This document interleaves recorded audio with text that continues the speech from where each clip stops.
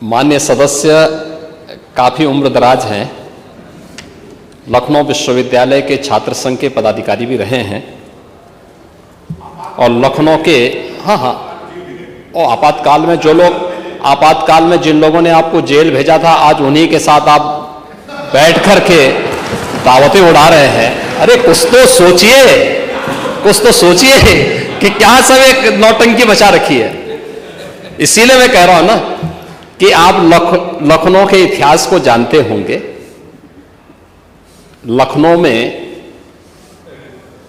गोमती और कुकरेल नदी का संगम भी था और ज्यादा नहीं, लगता है कि छात्र नेता के रूप में काम कम और दूसरे ही किसी अन्य कार्य में आप ज्यादा लिप्त रहे होंगे, इसीलिए आपने कभी इधर उधर ये चीजें देखी नहीं कि अकबर नगर जिसको आप कह रहे हैं, ये अकबर नगर 1984 के बाद से ही बसा है।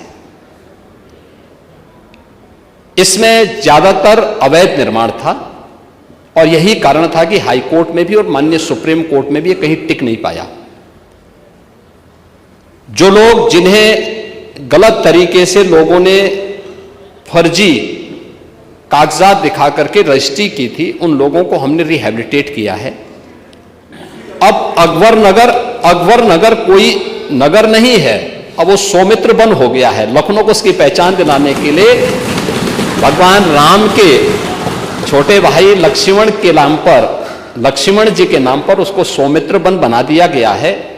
और आपको तो खुश होना चाहिए कि इस उम्र में लखनऊ के लोगों ने आपको विधायक बनाया है और लखनऊ को हम एक नाइट सफारी दे रहे हैं इसी रूट पर आगे कुकरेल में जाकर के।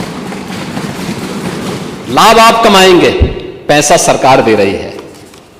और इतनी अच्छी योजना मिलने के बाद सरकार को एक बार धन्यवाद बोल देते। पंथनगर और इंद्रप्रस्थ नगर की कार्रवाई को हम लोगों ने स्थगित करवाया है और हम लोगों ने कहा है कि एक भी व्यक्ति जिसने रजिस्ट्री की है लैंड और उसके पास जायज कागजात हैं, उसको हम वहां पे कंपनसेशन देंगे और नदी को पुनर्जीवित करके। मैं तो आपसे कहूंगा कि लखनऊ के लोगों ने वोट दिया है आपको, आप एक बार थोड़ा अब जाकर के देखिए कुकरेल नदी थी या नाला था। आपको नदी नजर आएगी, आज के दिन पे नाला नजर नहीं आएगा। और ये चीजें नदी पुनर्जीवन का जो एक अभियान पूरे देश के अंदर चल रहा है, हम बोलते तो हैं जल जल ही जीवन है, क्या इनको तबाह करके हम जीवन की कल्पना कर पाएंगे? गोमती नदी को क्या बना दिया आप लोगों ने लखनऊ में? एक तरफ गो मां कहते हो उसको और दूसरी तरफ गंदा नाला में बदल दिया पूरी गोमती नदी को। उस नदी की पुनर्व्यवस्थापन की कार्रवाई के लिए किए जा रहे प्रयास की, जहां आपको तो लखनऊ के एक माननीय विधायक के रूप में आपको सरकार की सराहना करनी चाहिए थी, धन्यवाद देना चाहिए था। आप सरकार के बारे में इस प्रकार की टिप्पणी कर रहे हैं।